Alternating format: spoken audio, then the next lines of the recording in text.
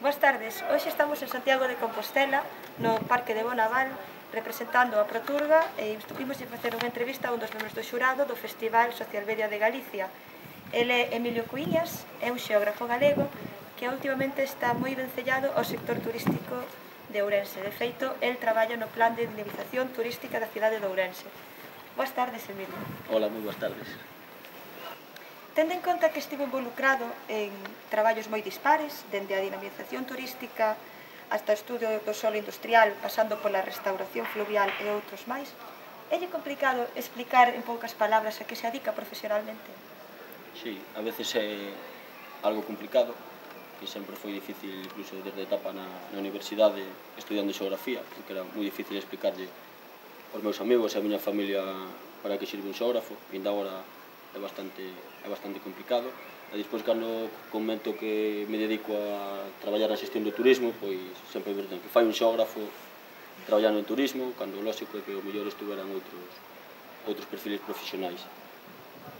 O que sempre digo, nada, que o meu traballo ahora mismo, ainda que pasei por diversas etapas en diversas empresas e tamén na administración pública na universidade, ahora basicamente o meu traballo consiste en dinamizar o sector do turismo na cidade de Ourense, por extensión tamén no resto da provincia, e intentar traballar co sector privado pouco a pouco para convertir Ourense nun destino turístico e ir pouco a pouco avanzando en traballos de xestión de turismo, promoción e comercialización de Ourense como destino turístico. A nivel persoal, cal dos proxectos profesionais lle dou máis satisfacción? Creo que ahora mismo tamén por proximidade no tempo, creo que o traballo que estamos facendo dentro do equipo de turismo Ourense na cidade e todo como se foi desenvolvendo o plan de dinamización turística e sobre que culminou coa creación dunha empresa de xestión que se chama Turismo de Ourense S.A. Foi un traballo largo, complicado, non tuvo que traballar para poñer de acordo o sector público coa iniciativa privada. E podo dicir que seguramente a constitución desa empresa de xestión turística foi un dos logros así máis importantes e dos que estou personalmente máis contento. Moi ben. E de todas as variantes profesionais nas que se atopa implicado, cal cree que é máis agraciada para a comunicación 2.0? O mesmo tamén, creo que hai unha relación natural e casi de... Ahora mesmo que non se entendería a promoción do turismo, a xestión dun destino turístico sin esa parte de comunicación 2.0, as redes sociais, internet, as empresas do sector turístico, dentro da administración, hasta unha compañía aérea, que todo o mundo está apostando por ese canal. Eu penso que é moi interesante, ten infinitas potencialidades o feito de poder vender unha cidade a través dese mundo. Para min creo que o máis fácil é o que ofrece máis posibilidades. Moi ben. Hai un refrán que di que na casa do ferreiro coitelo de pau. Ten vostede algún coitelo de pau, algunha ferramenta un pouco rudimentaria que a pesar de ter outras máis avanzadas se apoie máis nela? Sí, é verdad que a pesar de que andamos a todos cos móviles, coas tabletas, cos ordenadores, coas axendas e con todo aí, eu a verdad que sigo, a miña mesa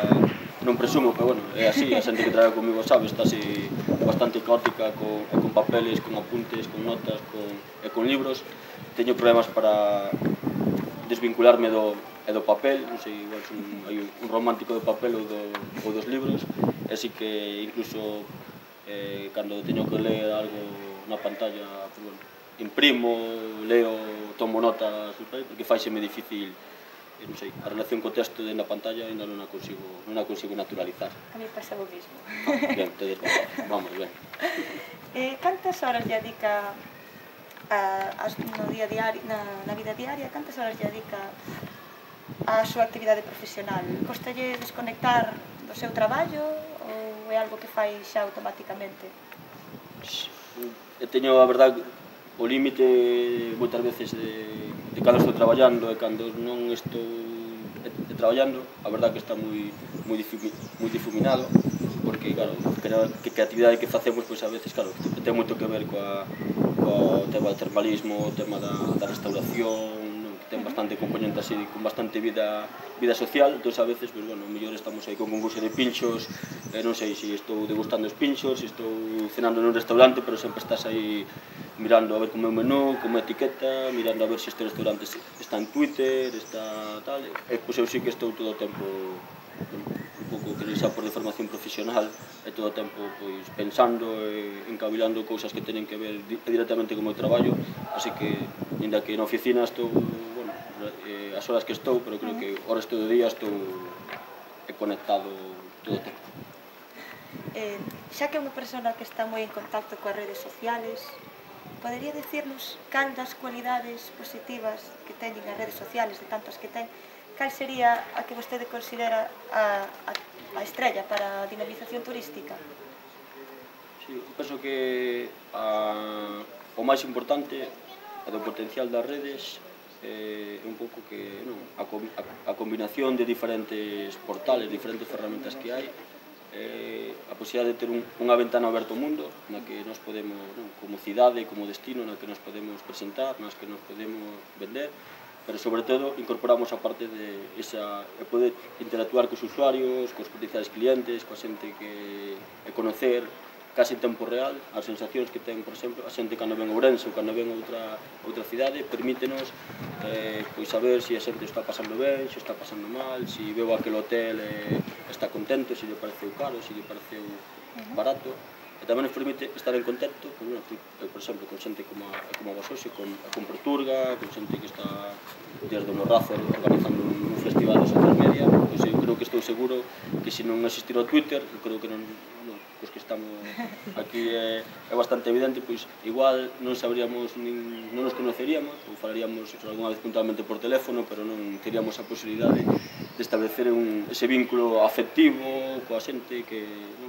con moita xente que personalmente non coñeces, pero casi tes aí máis cariño, máis vínculo que en outras que seguramente ves todos os días. Por aí o potencial eu creo que de poder canalizar esa conversa e eses vínculos entre as persoas, eu creo que o potencial aí é bestial. Moi ben. Seguimos falando das redes sociales, neste caso vamos a falar do proxecto Blogtrip, do Ourense, o hashtag Ourense Mola, que nos pode contar desa experiencia? Pois esa experiencia, bueno, foi unha que desenvolvemos aproximadamente fai un ano, porque, bueno, como nos estamos, Ourense ainda é un destino turístico moi incipiente, temos moito traballo por facer, entendíamos que tiñamos que facer algo de promoción con bloggers, estar nas redes sociais, decidimos que vincular Ourense coa moda, porque ali é cuna de grandes diseñadores, hai importantes empresas como Roberto Berino, como Adolfo Domínguez, como Bimba e Lola, Carolina Herrera, que ten ali tamén a tenda, e permitíanos armar, xunto co termalismo e a gastronomía, un discurso para enseñarlo a xente do mundo da blogger, do estilo de vida, de temas de viaxes. Entón, durante unha semana estuveron ali por a cidade, e utilizamos un pouco o Twitter como así canal de comunicación, e o de Ourense Mola non podo precisar en que momento quen foi a primeira persona que escribiu, e empezou así quedou consolidado, e agora a verdade que incorporamos incluso algunha campaña puntual con Twitter. Estamos pensando en facer algo parecido xa este ano co mundo da moda outra vez, co mundo da gastronomía, pero creo que nos foi moi positivo, sobre todo porque nos permitiu romper algún tópico que da xente que pensaba que había que facer ese tipo de traballo coa prensa tradicional, que era o dos bloggers, había xente que non o vía claro, o das redes sociais, xente que dice, bueno, sí, que está moi de moda, pero non se lle ve que iso poida ter moita repercusión. Entón conseguimos demostrarle a algunha xente que é posible utilizar as redes sociais, utilizar a bloggers, a xente que non forma parte do sistema de medios de comunicación así máis de masas, os tradicionais da televisión ou da radio. Permitiu-nos, cos bons resultados que tuvemos, que creo que tuvo dentro de humilde que era a actividade, que nos permitiu ter unha repercusión que eu creo que calculo que é positiva, que nos permite seguir traballando con temas de redes sociais. Moi ben. Agora vamos a facer unha pequena mención nesta época que estamos de crise.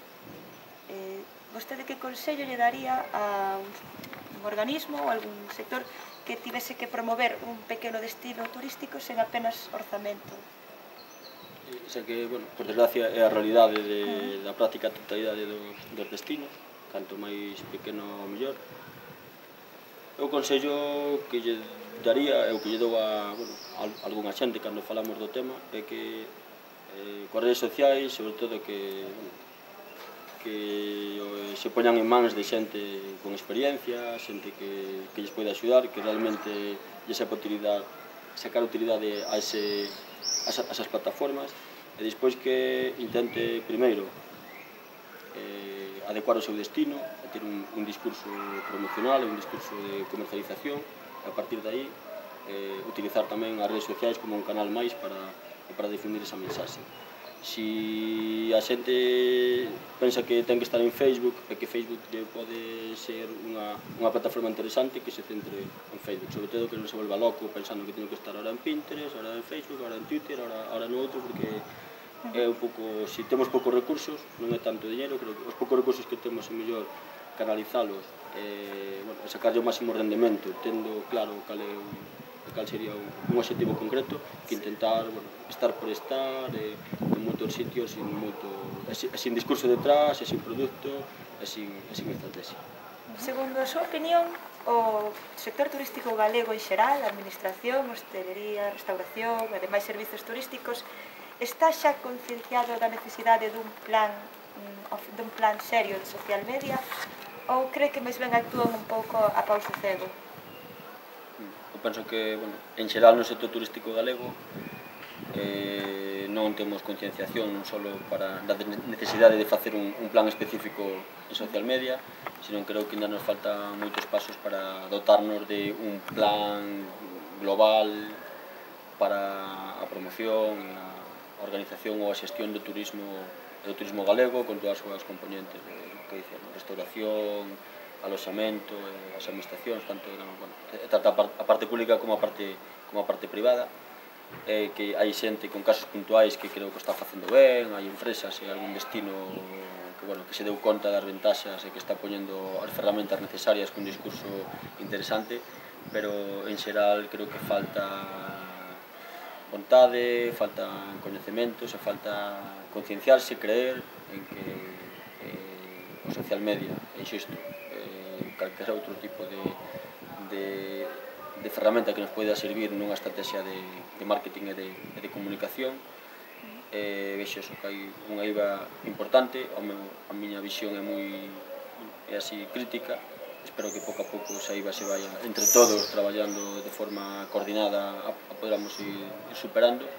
pero vexo que ainda falta non só de social media, sino, como dixen antes, tamén unha visión global da xestión do turismo para o país. Por último xa, ten vostede algún referente a nivel nacional? Algún destino turístico do que considere que debamos aprender?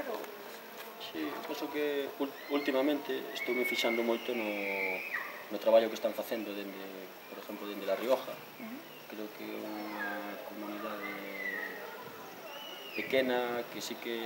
supo, antes de estar en redes, supo estruturar un produto moi definido,